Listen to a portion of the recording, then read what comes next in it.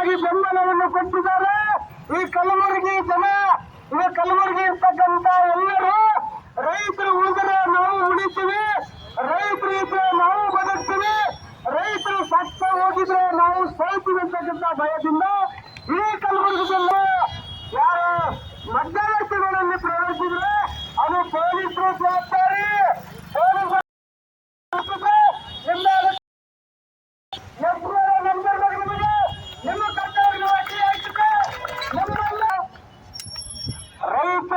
ರೈತ ಅಂದರೆ ಕರ್ನಾಟಕ ಇವತ್ತು ಸಂಪೂರ್ಣ ಮಳೆಯಿಂದ 3 ತಿಂಗಳ ಸತತ ಮಳೆ ಬಂದು ರೈತ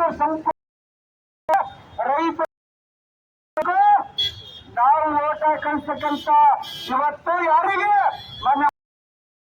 ಅವರಿಗೆ ಕುಂತು ಹೆಲಿಕಾಪ್ಟರ್ ಮೇಲೆ ಕುಂತು ಇವತ್ತೊಂದು ಸಮೀಕ್ಷೆ ಮಾಡಿದರೆ ನಾವು ಹೊಲದಾಗ ನೀರಾಗ ಮುಳುಗಿ ಮುಳ್ಳು ಚುಚ್ಕೊಂಡು ಸಾಲ ಸೂಲ ಮಾಡಿ ನಾವು ಇವತ್ತು ಹೊಲದಾಗ ತಿರುಗಾಡ್ತಾ ಇದ್ದೀವಿ.